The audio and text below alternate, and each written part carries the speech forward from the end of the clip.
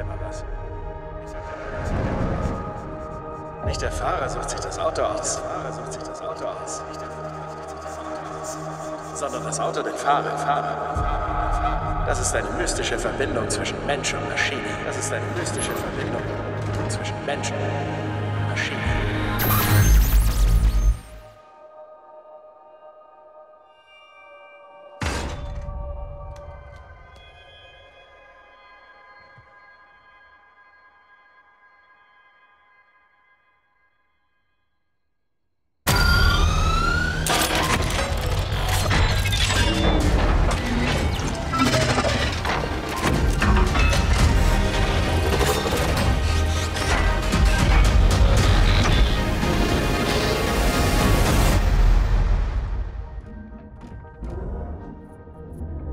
I think probably the main difference between this film and the films that have preceded it is that it's the first time in a real meaningful way that we focus in on getting to know one of the Transformers, you know, in a really complete and holistic way.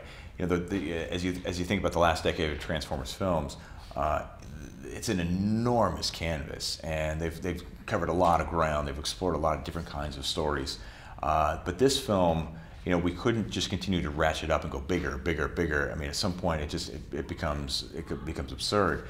And for me, it was important to go the other way, to actually go smaller, to focus in and go more intimate, to really get to know this character in a meaningful way, and to see him as an emotional creature.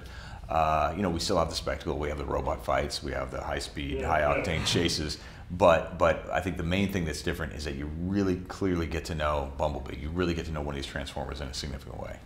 Wer bist du? Kannst du sprechen? You know, as animators, the main thing you're trying to do is breathe life into something that doesn't have any. You're trying to give a personality to something that's inanimate, that has no inner life of its own. You know, I've done it in stop motion, I've done it in CG. You know, with a puppet, you're bringing something to life with your hands and your imagination.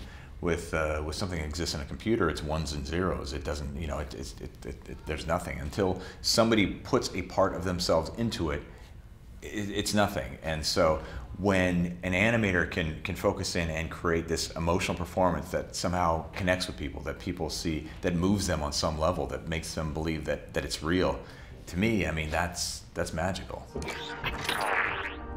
Ich werde dir nicht wehtun.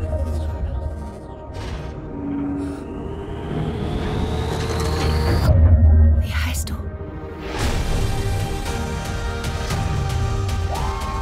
I was a big fan of the Transformers when I was a kid. You know, I was a child of the '80s, so I grew up with these characters and these stories.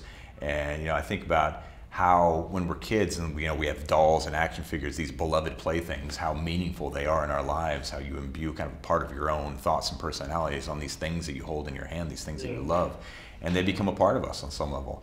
And so it was a very cool part of this process to think back to when I was a kid and I would, you know, tell stories of my little Bumblebee action figure, and now to be able to do it for real in the cinema, it's been a great experience. Optimus Prime is always super awesome, but I think the interesting thing about Bumblebee in the cartoon, the comic books, and all the film series, he's the one Transformer who's always had the deepest connection with people. He's the one who's most like us. And with this film, I wanted to explore the idea of why is that? What is it about him? What is it about us? What is it about his experience that forged that deep connection that he has with people? And we explore that in this film. We get to know why.